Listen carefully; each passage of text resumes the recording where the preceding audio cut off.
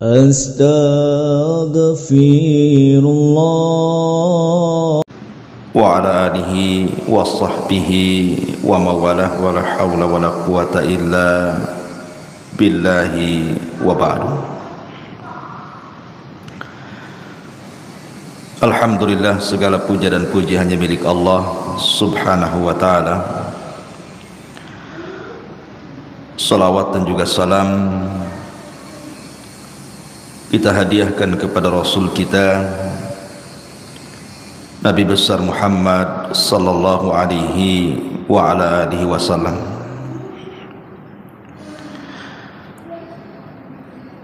Ma'asyiral muslimat yang dimuliakan Allah subhanahu wa ta'ala, alhamdulillah di pagi menjelang siang ini kembali kita bisa duduk untuk bertalabul ilmi, dan pembahasan di pagi menjelang siang ini kita akan membahas tentang beberapa penyesalan manusia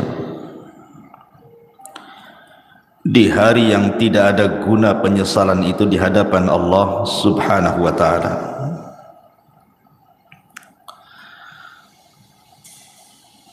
Ma'asyiral muslimat yang dimuliakan Allah subhanahu wa ta'ala, apa saja keinginan-keinginan manusia yang merupakan penyesalan dirinya dan tidak ada gunanya. Penyesalan itu tidak ada gunanya lagi.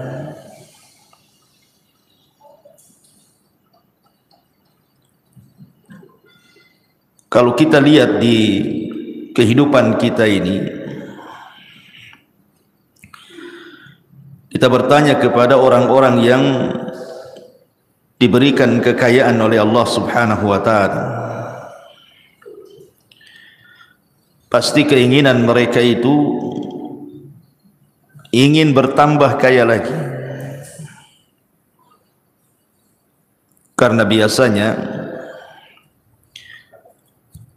orang-orang yang diberikan dunia itu mereka tidak akan puas dengan dunia yang dimilikinya. Makanya Anas bin Malik radhiyallahu an mengatakan, menukilkan sabda Nabi sallallahu alaihi wasallam, "Lau anna libni Adam wadiyan min dhahab." Kalau seandainya anak Adam ini memiliki satu lembah semua emas, ahabba ayyakuna lahu wadiyan, pasti dia berkeinginan untuk menambah 2 lembah emas lagi. Walan yamla'a fahu illa turab wa yatubullahu ala man tab. Dan orang ini tidak akan puas mengejar cita-citanya untuk mengumpulkan dunia kecuali tanah yang menimbunnya.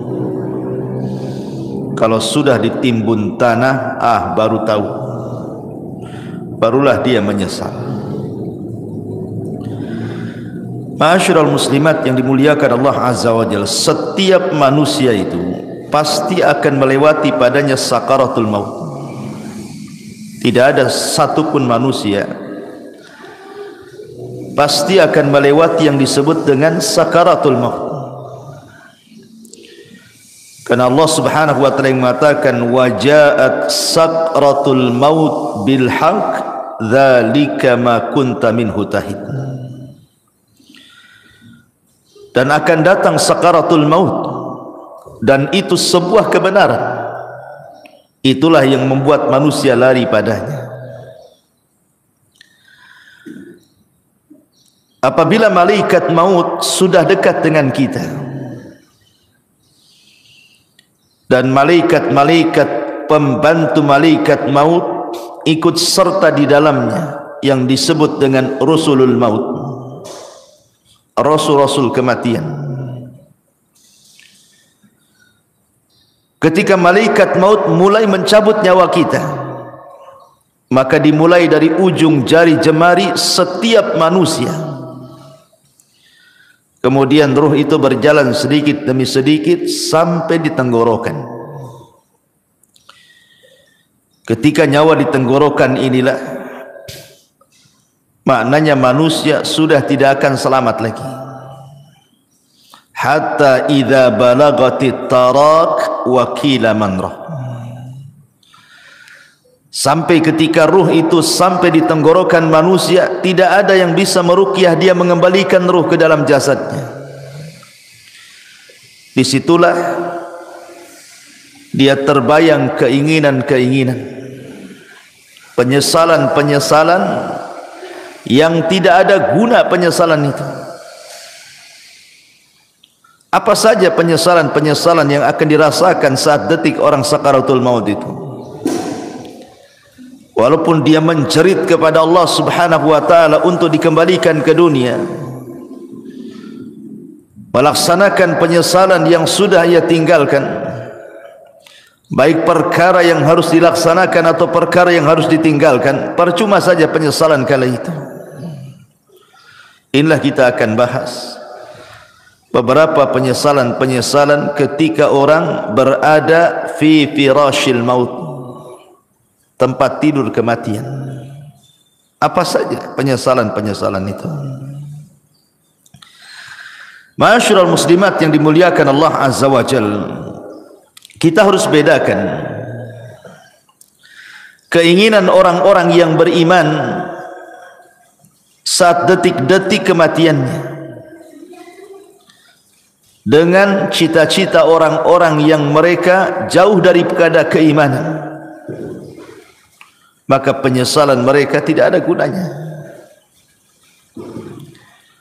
Contoh saja umniyatus salihin, kehendak dan cita-cita orang-orang saleh. Apabila ruhnya sudah dicabut, kemudian badannya berada di atas keranda kematian, kemudian dibawa ke kuburan, maka orang-orang soleh akan mengatakan saat jasadnya dibawa ke kuburan, qaddimuni qaddimuni, segerakan aku, segerakan aku, segerakan aku, segerakan aku. Maksudnya jangan dilambatkan jalannya supaya cepat dikubur, karena dia tahu di hadapan dia ada nikmat yang luar biasa. Tetapi kalau dia orang fasik, orang jahat, maka dia akan berteriak kepada orang-orang yang membawa jasad dia ke kuburannya dan mengatakan, ya wailaha aina yadhhabuna biha. Celaka, celaka, hendak kau bawa kemana jasadku ini? Dia pun berteriak-teriak, tidak ada yang mendengar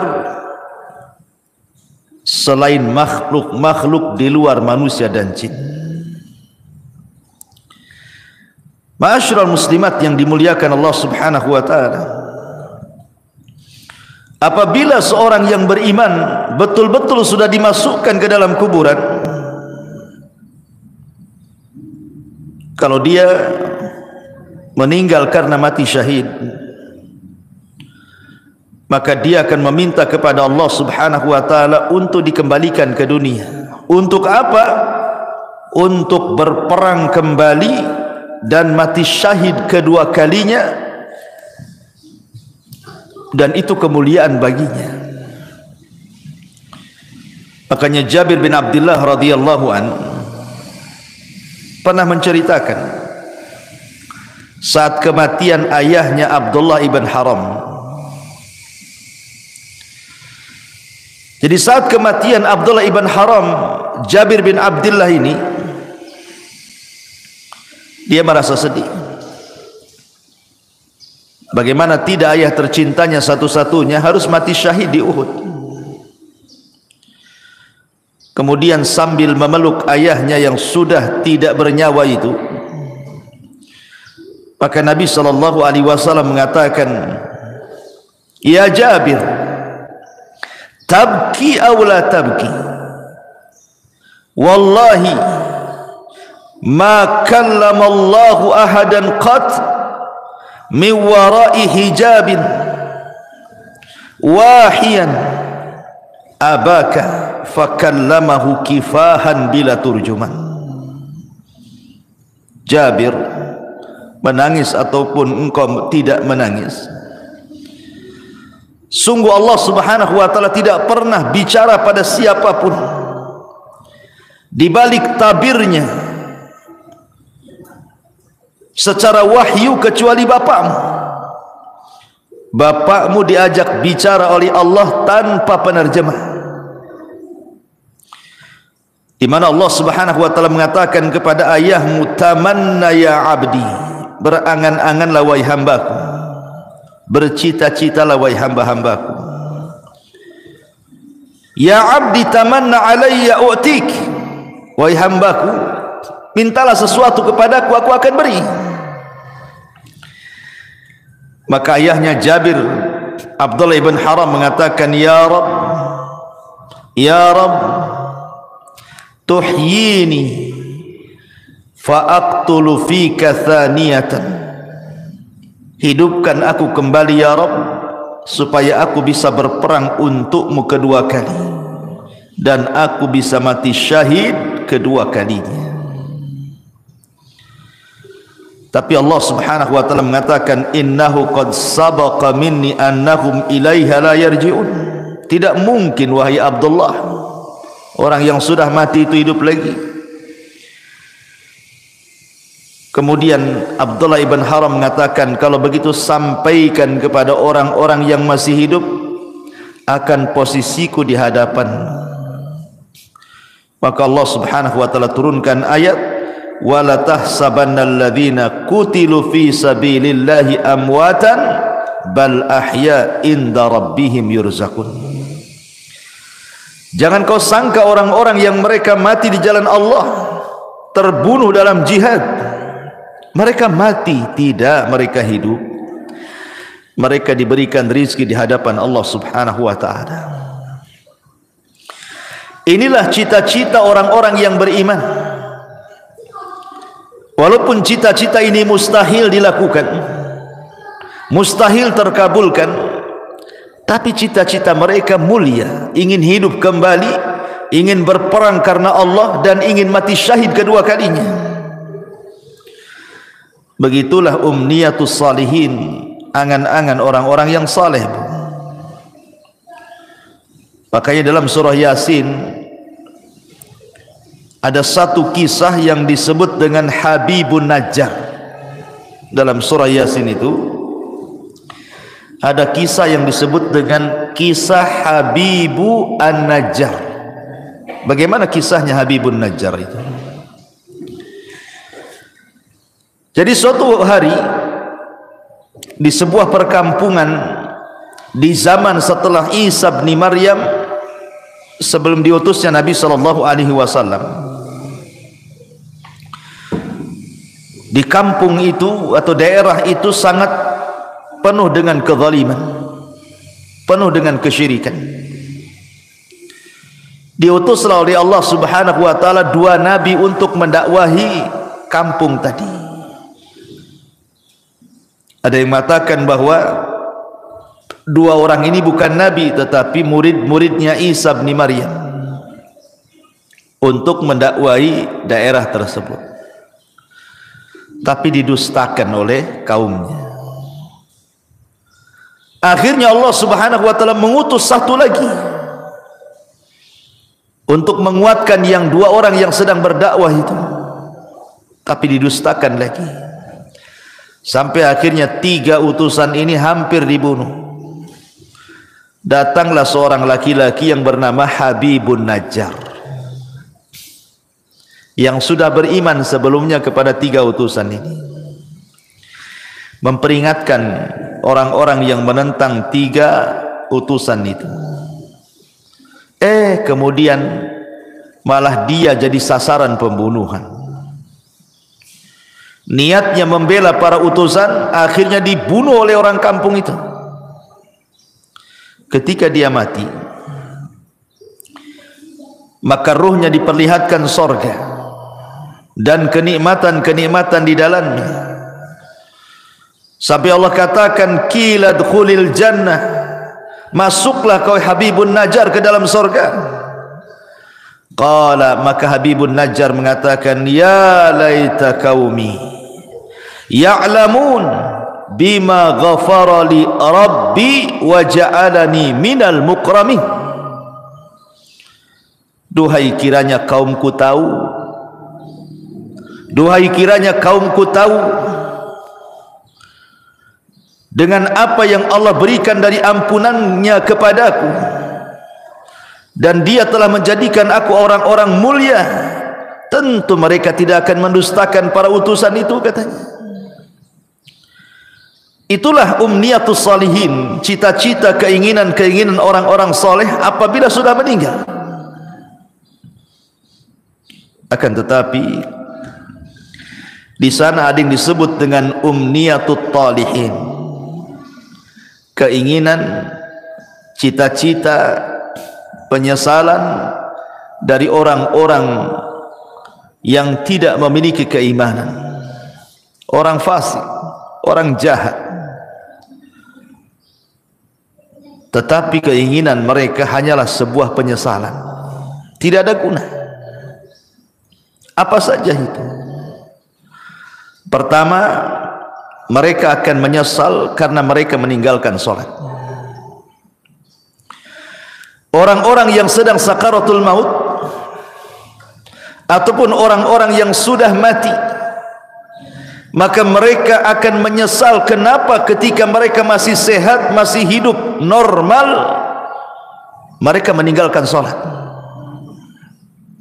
Ini yang akan jadi penyesalan orang-orang yang sedang sakaratul maut itu.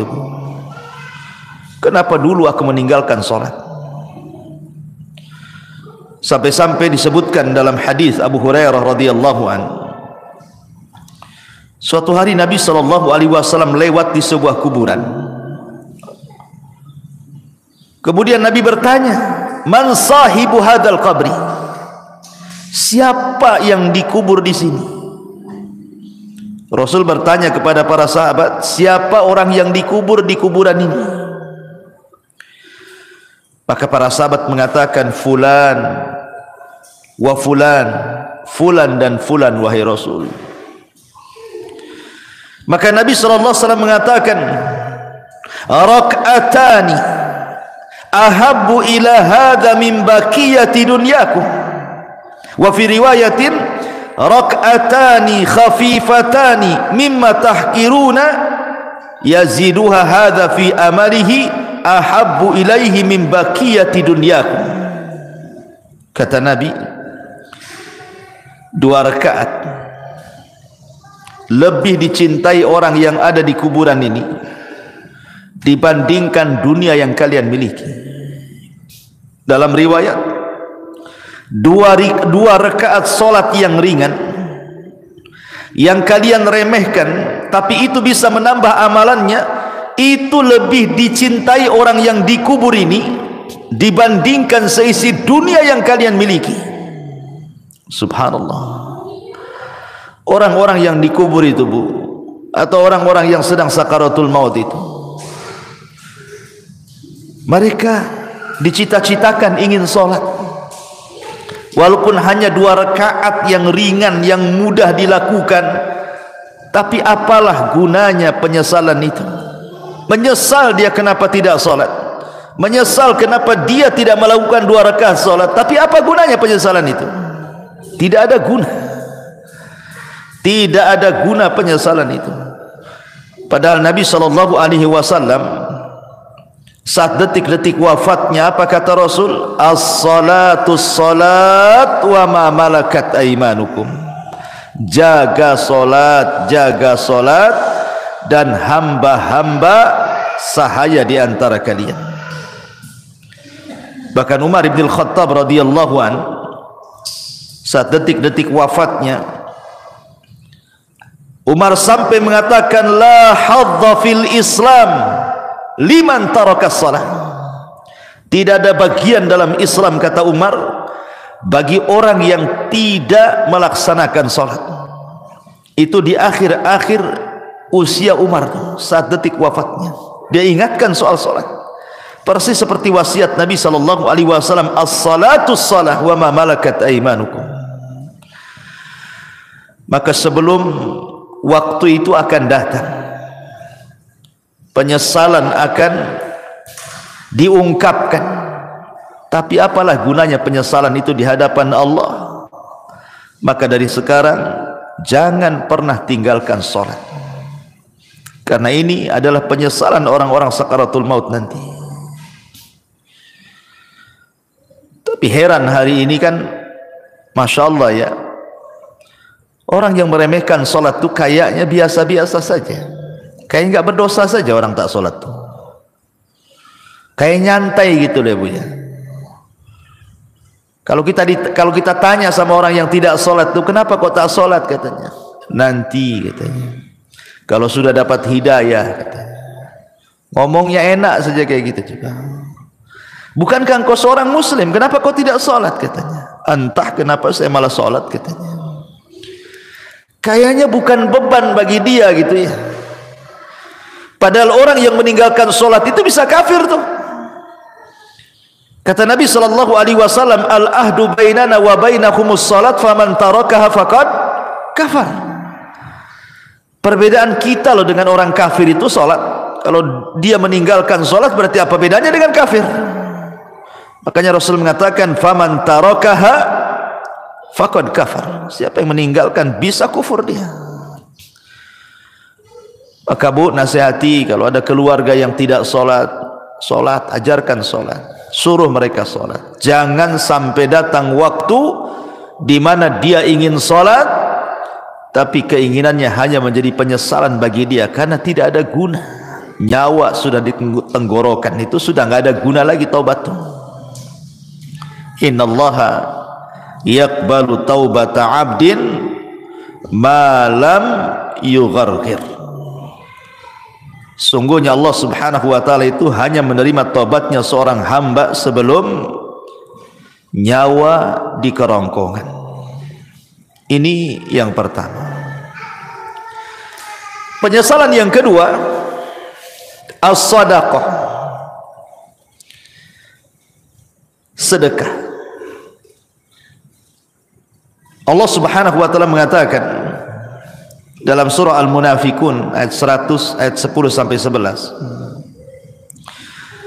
Wa anfiqu mimma razaqnakum min qabli an ya'tiya ahadakumul maut fayaqula rabbi laula akhartani ila ajalin qarib fa asaddaqa wa akum minas salihin. Walan yuakhirallahu nafsan idza jaa ajaluha wallahu khabirum bima ta'malun. Allah subhanahu wa ta'ala sudah mengingatkan jauh-jauh hari sebelum datang detik-detik kematian itu.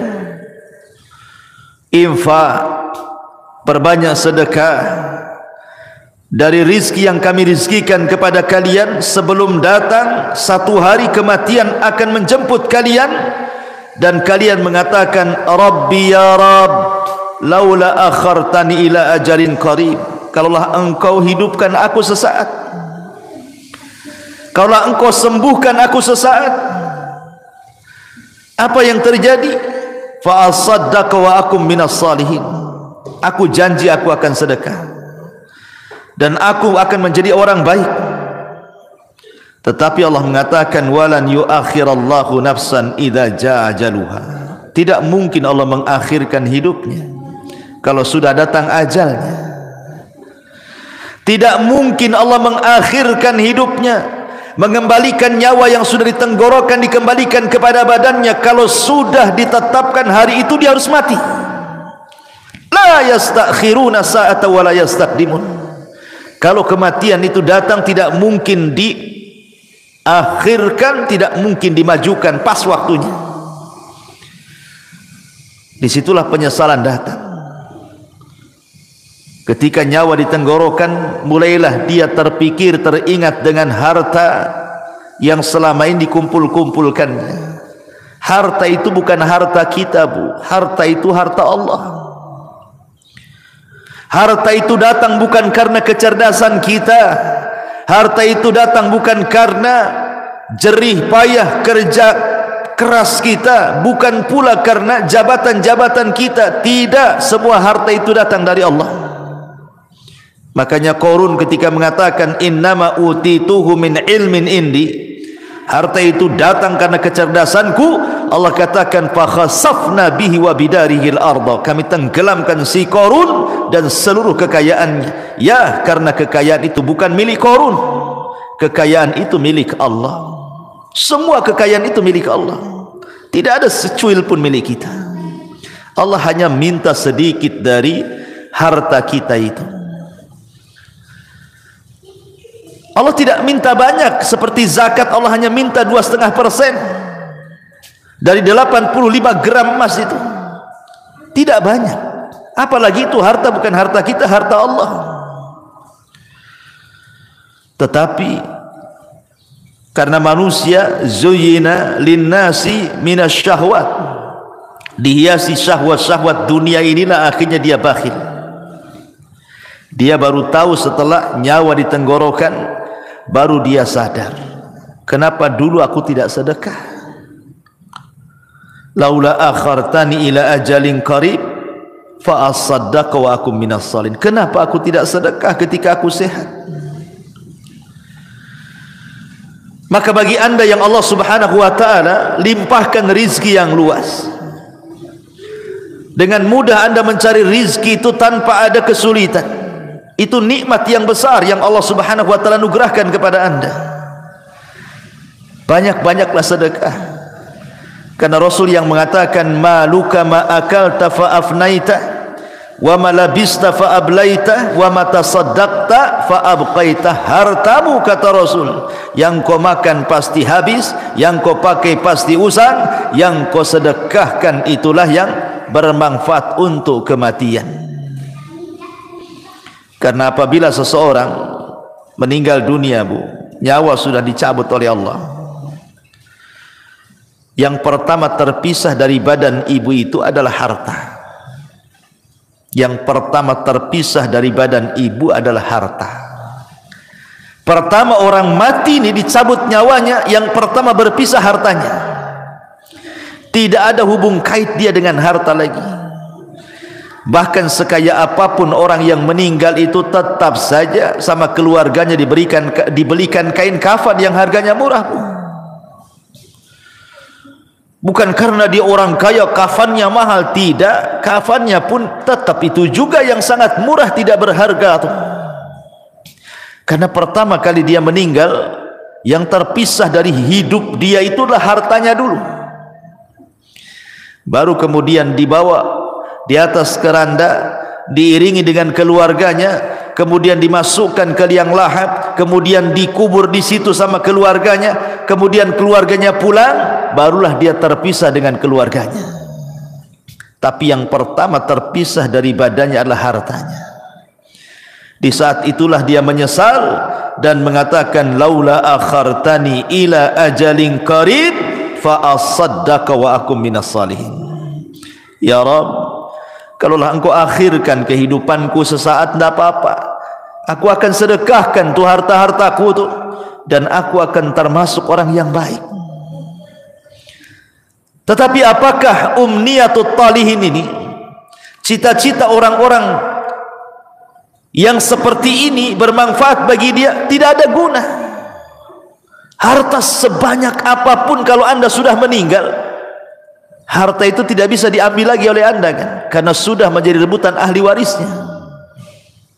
Kenapa ketika kita masih hidup kita tidak sedekah? Ketika sudah mati baru kita teringat sedekah. Itu namanya penyesalan yang tidak guna, Bu. Penyesalan yang tidak ada guna bagi dia. Percuma penyesalannya. Ini yang kedua, sedekah. Yang ketiga, al-amalus salih, beramal saleh. Allah subhanahu wa ta'ala berfirman dalam surah Al-Mu'minun ayat 99 sampai 100. Allah mengatakan hatta idza jaa ahadahumul mautu qala rabbirji'uni la'alli a'malu salihan fima tarak kalla innaha kalimatun huwa qailuha wa min waraihim barzakhun ila yaumi yub'atsun. Hatta idza ja'adahumul maut, apabila kematian datang kepada salah seorang di antara mereka, qala, dia pun mengatakan, rabbirji'uni, ya Allah, kembalikan aku ke dunia walaupun sesaat, la'alli a'malu salihan, agar aku bisa beramal saleh, fima tarak, terhadap apa yang kutinggalkan selama aku masih hidup. Jadi orang-orang ini, Bu, apabila nyawa di tenggorokan, apabila nyawa sudah di tenggorokan, sudah tidak mungkin diselamatkan, tidak mungkin lagi hidup lagi orang ini, maka dia akan menjerit-jerit dan mengatakan, rabbirji'uni, rabbirji'uni, ya Allah, kembalikan aku ya Allah. Untuk apa? La'alli a'malu salihan, agar aku bisa beramal saleh, agar aku bisa beramal saleh. Fima tarak, dulu aku tinggalkan itu. Tapi Allah bantah dengan mengatakan, kalla innaha kalimatun huwa qailuha. Ya Abdullah, mustahil, itu angan-anganmu saja. Mustahil kau dikembalikan, itu angan-anganmu saja. Wa min waraihim barzakhun ila yaumi yub'atsun, karena antara dirimu dan dunia itu ada dinding pemisah yang disebut dengan barzah. Mustahil kau kembali ke dunia. Maka sebelum datang penyesalan yang tidak ada guna itu, Bu, perbanyak amal soleh, perbanyak amal soleh. Amal soleh kan banyak, baik yang bermanfaat untuk diri sendiri ataupun amal soleh yang bermanfaat untuk orang lain. Sekecil apapun amal itu pasti akan dibalas oleh Allah. Wa man ya'mal mithqala dzarratin khairan yara wa man ya'mal mithqala dzarratin syarran yara. Tapi apalah gunanya umniyatu talihin ini? Kalau sudah detik-detik wafat tiba-tiba mikir amal saleh, enggak ada guna, enggak ada gunanya. Yang ada dia akan dipertanggungjawabkan di hadapan Allah Subhanahu wa taala. Ini yang ketiga. Yang keempat, orang-orang yang akan menyesal saat detik-detik sakaratul maut adalah ketika di dunia dia tidak pernah membaca Al-Quran. Di dunia dia tidak pernah membaca Al-Quran. Sampai ada, Bu, di masyarakat itu yang usianya sudah 40 tahun, 50 tahun, 60 tahun, bahkan 70 tahun pun tidak pernah tangannya memegang mushaf Al-Quran, tidak pernah lisannya menggerakkan untuk membaca Quran. Subhanallah. Di masyarakat itu ada, dia muslim KTP-nya, tapi sama Quran itu tidak pernah baca. Apalagi ketika Allah memberikan fitnah kepada kita berupa handphone ini, dia bisa loh mengikuti berita politik, berseri. Hari ini apa beritanya, besok apa beritanya, lusa apa beritanya, terus diikuti itu. Orang berkasus disidangkan di pengadilan, kita tidak ada hubungan kerabat dengan dia, Bu, diikuti kasusnya. Cemana sidang hari ini, cemana sidang besok, cemana sidang lusa, padahal nggak ada manfaatnya untuk kita tuh. Ibu bukan saudara dia, dia pun bukan saudara ibu. Sibuklah ibu cerita tentang persidangan dia, disibukkan hari-hari. Belum lagi yang nonton kuliner tuh, diikutilah itu. Apa nih hari ini dia masak apa nih, besok masak apa, lusa masak apa gitu. Atau artis tertentu yang suka mamer-mamerkan kekayaan itu, Bu, diikutilah blognya itu, jadi subscribe-nya lagi, langganan dia. Wah, ini baru ngupload nih si artis ini. Apalah gunanya ibu dengan artis itu? Nggak ada guna kan? Manfaatnya apa? Dia yang kaya,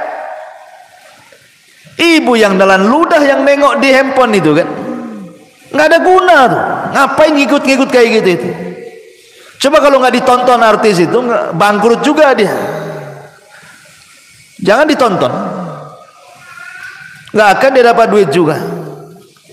Karena itu sama kan, kalau kita nonton kan habis pulsa kita, itu sama kita ngasih uang sama orang kaya itu. Ibu sudah miskin, artis ini kaya, nonton program dia, uang kita habis di pulsa, dia pula dapat duit. Akalnya di mana coba? Hilang akalnya orang tuh. Hari-hari kok bisa dia ngikutin tuh ya? Padahal yang ditontonkan kepada kita itu tidak ada guna dunia akhirat tuh. Tidak menambah kekayaan kita, ya tidak menambah pahala kita. Yang ditonton dia sedang pamer-pamer rumah, pamer-pamer kendaraan, pamer-pamer jalan-jalan, pamer-pamer anaknya, pamer-pamer istrinya, suaminya. Na'udzubillah, thumma na'udzubillah.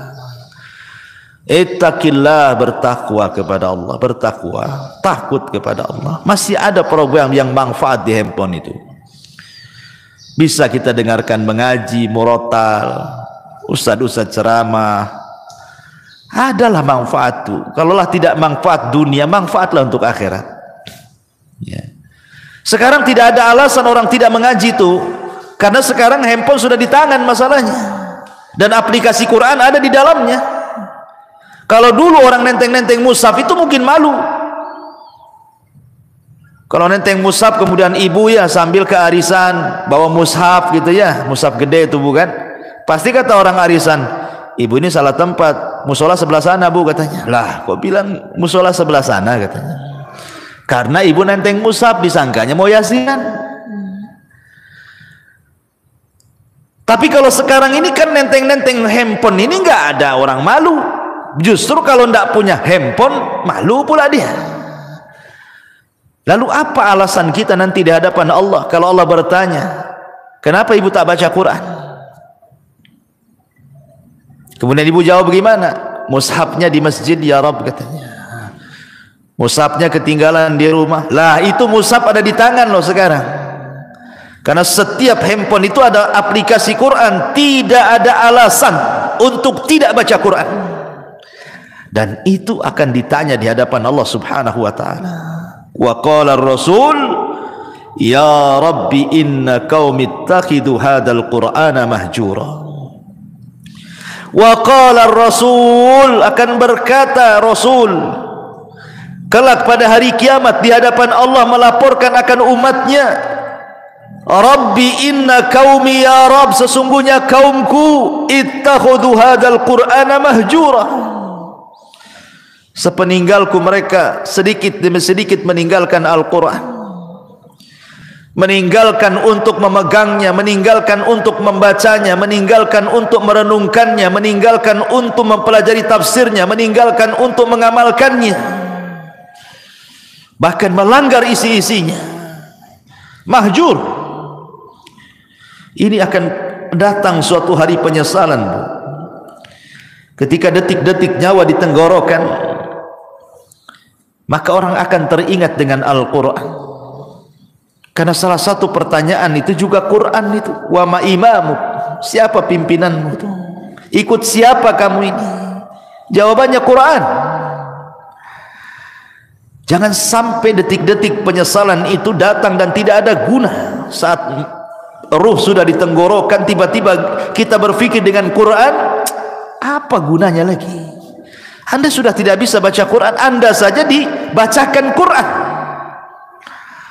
Orang yang detik-detik wafat itu kan sibuk tuh orang-orang baca Quran. Anda saja ditalkinkan tidak bisa ngomong, macam mana mau baca Quran? Apa nunggu kita tidak bisa menyebut kalimat kecuali la ilaha illallah baru terpikir ingin baca Quran? La ilaha illallah. Jangan. Ini akan jadi penyesalan yang tidak ada guna nanti. Dari sekarang kalau ada waktu baca Quran. Baca Quran. Ya. Ma'asyiral muslimat yang dimuliakan Allah Subhanahu wa taala. Kemudian yang berikutnya penyesalan yang akan datang adalah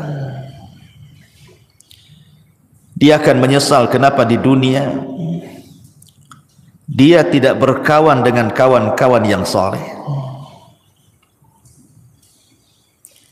Karena di dunia ini kan orang terkadang menghabiskan waktu dengan kawan-kawan yang tidak ada manfaat untuk akhirat. Kita lihat para pengusaha, orang-orang kaya itu, ya kawannya sesama pengusaha kan. Kalau orang miskin ya sama orang miskin lah kawannya kan. Pengusaha tak mau juga berkawan sama ibu pula. Ya. Biasanya kan begitu kan, kawan itu kan seprofesi itu, pamannya olahraga lah kan itu. Kalau pemain bola ya pasti berkawan dengan pemain bola. Tak mungkin lah pemain bola berkawan dengan bulu tangkis, nggak nyambung tuh. Lah terkadang, subhanallah, kadang-kadang ya kita tidak hendak membicarakan lain-lain, ini hanya sekedar nasihat saja ya. Kadang ada orang tuh bergelut dengan dunia olahraga. Anggaplah dia mungkin timnas gitu ya. Hari-hari main bola saja tuh. Pagi latihan bola, siang latihan bola, sore latihan bola. Kawannya dengan orang-orang bola itu saja tuh. Besoknya gitu lagi, besoknya gitu lagi. Terkadang di antara mereka ada yang meninggalkan sholat, bahkan tidak sholat, bahkan mungkin kawannya orang kafir yang jelas-jelas kafir kan gitu. Olahraga itu tidak diharamkan, bahkan boleh jadi itu sebuah hal yang dianjurkan untuk kesehatan. Tapi kalau itu menjadi tujuan hidup, 1 hari, 2 hari, 1 bulan, 2 bulan, 1 tahun, 3 tahun, sampai habis waktunya hanya untuk memikirkan bola saja, ini akan jadi penyesalan. Akan jadi penyesalan. Orang-orang kaya yang berbisnis hanya hubungannya dengan orang kaya saja. Setiap ketemu bicara bisnis, setiap nelpon bicara bisnis. Pokoknya di otaknya bisnis, bisnis, bisnis, bisnis. Tidak ada diluangkan waktu untuk ibadah, itu tidak ada. Dari mulai dia muda sampai dia tua, itu aja kawannya. Tak mau dia berkawan dengan orang soleh, dengan ustaz, dengan kiai, dengan ajengan, dengan teman-teman yang rajin ke masjid. Tak ada. Hanya disibukkan, dilalaikan dengan dunia saja. Atau hari ini mungkin kawannya handphone lah, seperti yang saya sudah contohkan tadi. Disibukkan dengan nengok blog artis, terus itu aja ditonton. Sibuk komen-komen sana sini. Ini akan jadi penyesalan bu pada hari kiamat. Bahkan dia akan meminta kepada Allah Subhanahu wa taala,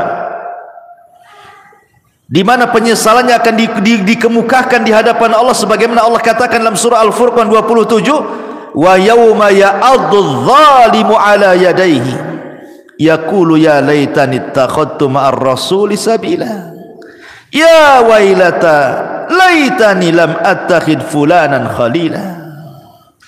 Pada hari di mana orang zalim menggigit jarinya dan mengatakan, duhai celaka, kenapa ketika aku masih sehat di dunia aku tidak mengambil Rasul sebagai kawan? Duhai celaka, celaka aku, kenapa aku tidak menjadikan si fulan itu kawanku? Makanya Hasan Al-Basri mengatakan, istakthiru min sahibikumus salih fa innahu yanfa'ukum yaumal qiyamah. Cari teman-teman yang soleh, cari teman-teman yang baik, karena itu akan bermanfaat pada hari kiamat bagi pelakunya. Nanti akan menyesal kita bu. Kita hari-hari sama si fulan, si alan, dihabiskan waktunya hanya untuk jalan kemari dengan si fulan, si alan itu, ngobrol dengan si fulan, si alan itu, lupa bertahun-tahun, sampai lupa sholat, lupa puasa, lupa baca Quran, lupa zakat, macam-macam. Kan ada orang disibukkan hari-hari dengan itu saja kan.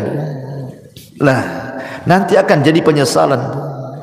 Cari teman-teman yang baik, cari teman-teman yang saleh, supaya jangan jadi penyesalan di hadapan Allah Subhanahu wa taala. Ini kalau orang sudah sakaratul maut, tiba-tiba kemudian berpikir, kenapa aku tidak ke masjid bersama orang-orang yang salat di masjid? Kenapa aku tidak mengaji bersama orang-orang yang mengaji? Kenapa aku tidak membaca Quran bersama orang-orang yang baca Quran? Gak ada guna tuh. Gak ada guna, itu hanya umniah saja, angan-angan, cita-cita saja. Karena nyawa sudah ditenggorokan, apalah gunanya itu? Maka sebelum penyesalan itu datang, dari sekarang cari teman-teman yang baik yang bisa menyelamatkan kita. Ma'asyiral muslimat yang dimuliakan Allah Azza wa Jalla. Lalu apalagi orang-orang yang melalaikan keluarga, orang-orang yang melalaikan keluarga di masa hidupnya. Boleh jadi dia biarkan anak-anaknya bermaksiat kepada Allah, orang tuanya membiarkan anaknya seperti itu. Anaknya membuka aurat, dibiarkan saja, tidak pernah disuruh menutup aurat atau diberikan jilbab untuk menutup aurat.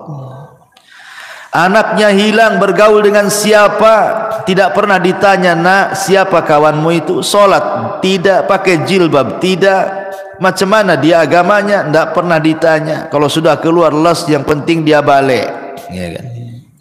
Tidak ada kecemburuan, tidak ada kecemburuan kepada keluarga.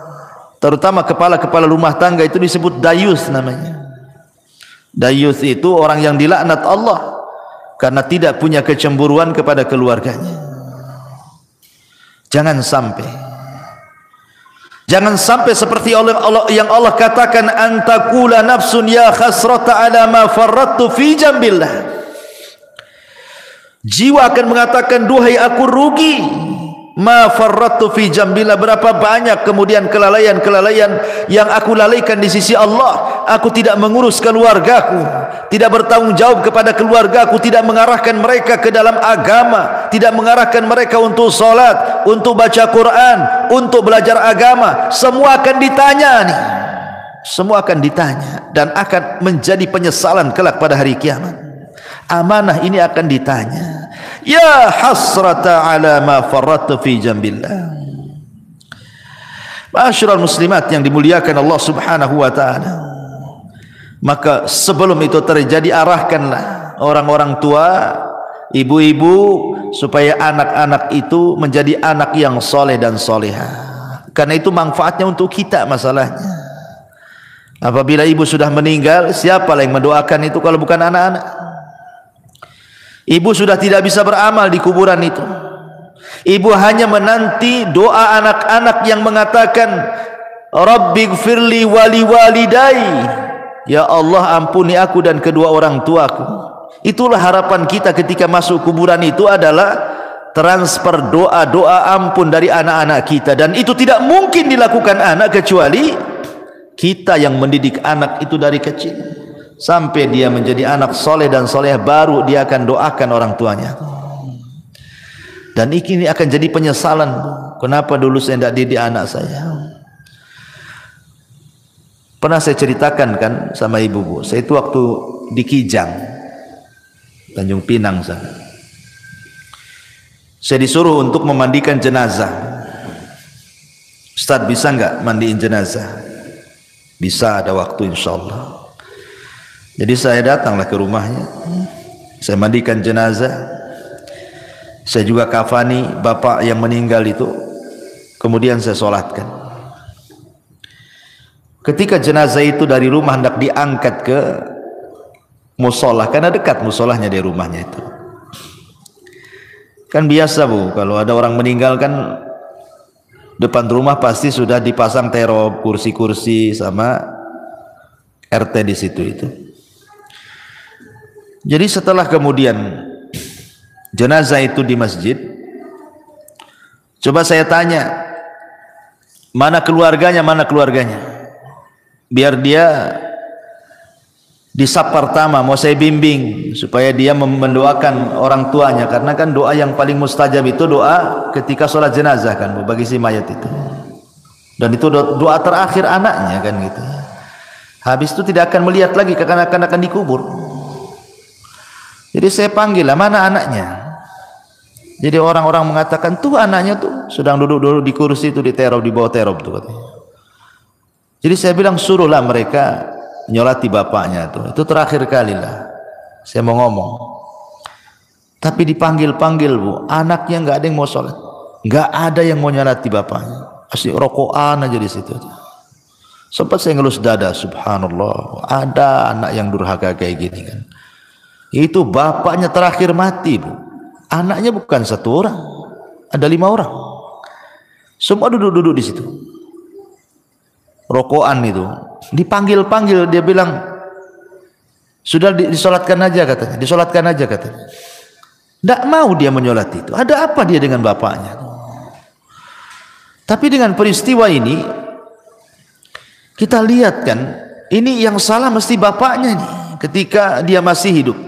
Tidak mungkinlah kalau seandainya bapaknya itu baik mendidik anak-anaknya itu, kok anak-anaknya nggak mau nyolati dia gitu kan? Mesti ada dendam dengan anak-anaknya ini. Ini saya saksikan Bu.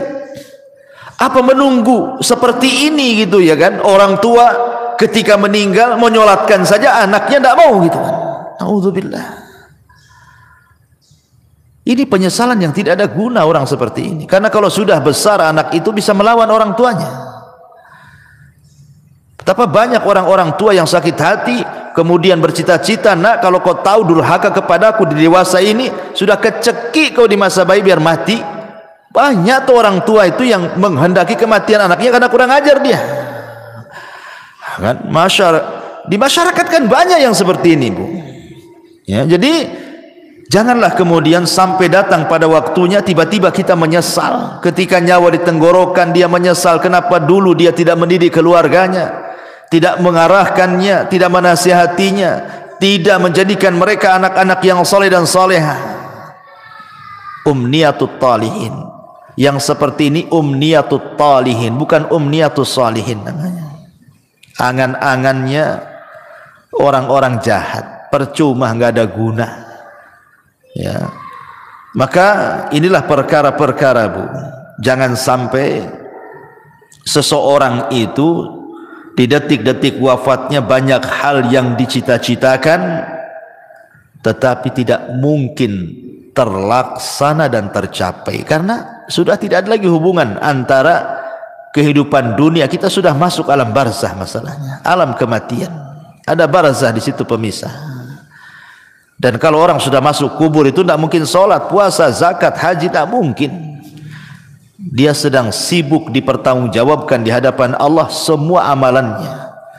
Sedang ditanya man rabbuka wa man nabiyuka wa madinuk. Sehingga disitulah banyak orang yang menyesal. Wallahu a'lam bishawab. Inilah perkara-perkara yang akan menjadi bahan penyesalan bagi orang-orang saat detik-detik wafat ataupun setelah kematian. Wallahu a'lam. Mudah-mudahan yang sedikit ini ada manfaatnya Bu. Silakan kalau ada yang mau bertanya, tafadhal. Iya. Apa tanggung jawab anak tatkala ada orang tua kita yang tidak bisa membaca Al-Quran, sementara mereka giat menyuruh anaknya belajar membaca Al-Quran supaya tidak seperti mereka? Apa yang harus dilakukan anak apabila orang tuanya tidak bisa baca Quran tapi orang tuanya nyuruh-nyuruh baca Quran gitu? Iya. Kiat anak tetap menasihati orang tua. Orang tua tetap harus baca Quran. Setua apapun ibu, tetap harus baca Quran. Baca Quran itu tidak terbatasi waktu dan usia. Justru makin tua, makin rajin baca Quran harusnya. Ustadz ibu saya tak bisa baca Quran. Macam mana tuh? Tapi dia nyuruh-nyuruh saya untuk belajar Quran. Ambil positifnya. Dia kan sudah nyuruh baca Quran, berarti itu positif tuh. Jangan ambil negatifnya. Ah, ngapain ibu aja nggak baca Quran, saya ya ikut-ikut lah kan gitu. Ambil positifnya. Kemudian yang kedua, nasihati ibunya. Nasihati ibunya. Jangan pernah malu untuk membaca Quran. Ustaz, saya tidak bisa baca Quran, datangkan orang yang mengajarkan Quran. Lebih baik ibu keluar uang untuk membayar orang baca Quran atau datang ke tempat-tempat belajar Quran yang gratis, kan ada tuh. Sampai di Batu Haji itu kan umat-umat di sana, masya Allah luar biasa. Mereka membuat kelas-kelas Quran. Nah, kebetulan saya pembinanya di situ. Jadi mengambil anak-anak jalanan, orang ibu-ibu yang jual-jual koran di lampu merah. Nanti didekati gitu kan sama umat di sana itu. Berapa penghasilannya sehari? Oh sekian. Ya udah saya kasih uang sekian, tapi kau belajar Quran. Banyak yang belajar Quran di Batu Haji itu. Coba kalau ibu-ibu di sini kayak di sana kan mantap tuh bukan? Tapi ibu-ibu di sini centang perenang masalahnya. Ngaji saja malas gitu. Gitu ya. Jadi jangan malu datang, atau kalau punya duit nih cari orang yang bisa mengajarkan Iqra dulu kan itu kan. Sekarang kan masya Allah ya, nikmat Allah itu Allah mudahkan dari segi apa? Banyak penemuan-penemuan, metode-metode yang dulu baca Quran itu jadi momok orang itu, susah untuk bisa baca Quran. Zaman saya kecil mungkin ibu ngalami lah, kita kalau belajar Quran itu pakai turutan kan bu ya kan, pakai turutan juz amma tuh, lama 2-3 tahun tuh nggak bisa baca Quran tuh, masih susah gitu mau nyebut itu ya, mau tajwidnya apalagi itu susah, nggak lancar itu 2-3 tahun itu.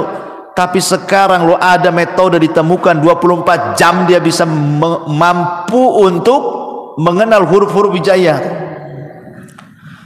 Ditemukan metode tuh, metode 3 hari bisa baca Quran, metode 10 hari bisa baca Quran. Allah mudahkan loh semuanya dengan ditemukan metode-metode mudah. Lah sekarang sudah ditemukan metode-metode mudah, kok tidak mau belajar Quran? Dulu orang-orang dulu ketika susah ditemukan metode-metode ini sehingga 2-3 tahun baru lancar itu, oh sampai dipecut-pecut sama orang tuanya. Saya masih ingat dulu itu waktu di kampung belajar Quran itu ngantri di depan Pak Ustadz tuh yang ngajar Quran tuh, kalau ngantuk itu diambil korek api bu, kemudian dibakar alisnya tuh. Saya masih ingat itu ya, itu zaman dulu tuh. Nanti nih kalau salah beberapa kali bu direndam di kolam di masjid itu, di Jawa Barat tuh kan ada kolam tuh. Ini kalau ndak bisa-bisa bu direndam di kolam tuh, menunjukkan malas anak itu. Tuh orang dulu tuh pendidikannya Quran tuh kayak gitu kan. Sekarang alhamdulillah ndak ada kekerasan lagi, dan sekarang juga ditemukan metode-metode mudah gitu. Lah kalau sudah ditemukan metode-metode mudah, kok ndak mau belajar Quran, itu aneh. Ustaz, orang tua saya sudah tua kali, ndak mungkin lah belajar Quran, sakit-sakitan. Ya sudahlah, kalau memang mustahil dia didengarkan Quran sajalah. Dengarkan murotal. Kalau tidak mau belajar Quran, dengarkan Quran. Nah itulah terakhir, apalagi ya. Wallahu a'lam.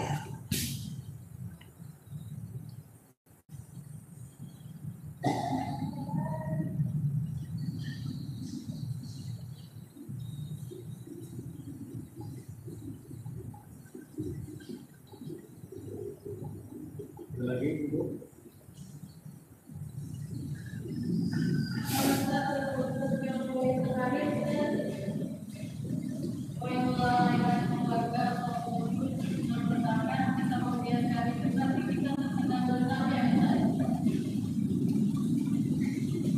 Mana? Gak dengar pertanyaannya. Apa Akhedi? Yang melalaikan keluarga ya.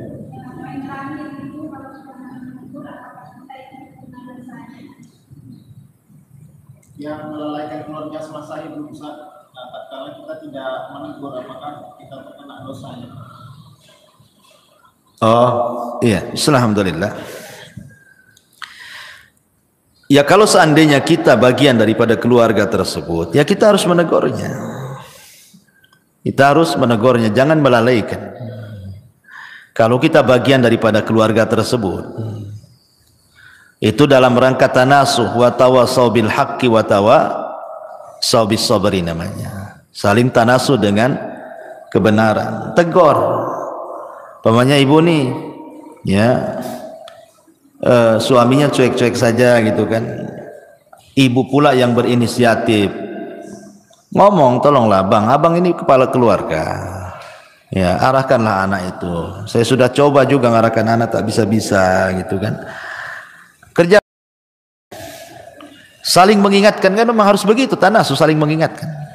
Kadang ada waktu-waktunya lalai, waktu-waktunya lupa, ya harus diingatkan. Atau umpamanya ibu mengingatkan keluarga saudara. Keluarga saudara umpamanya ibu punya adik, sudah berkeluarga lah gitu. Hidupnya jauh dari agama. Ya ibu nasihatilah, dek janganlah kayak gitu. Ya sholat, ya sekolahkanlah anakmu itu di sekolah-sekolah Islam, gitu kan. Itu bagian tanasuh, walaupun itu bukan tanggung jawab ibu itu. Karena kalau sudah adik atau kakak itu kan sudah berkeluarga kan sudah beda kamar kan gitu Pak ya. Ya tetapi kan dalam rangka tanasuh ya tidak apa-apa, kita sampaikan saja kepada keluarga. Itu dalam rangka dakwah kepada keluarga, ku anfusakum wa ahlikum nara. Jaga diri kalian dan keluarga kalian dari api neraka. Ya tidak apa-apa, terus diingatkan saja. Wallahu a'lam. Taib, saya kira cukup.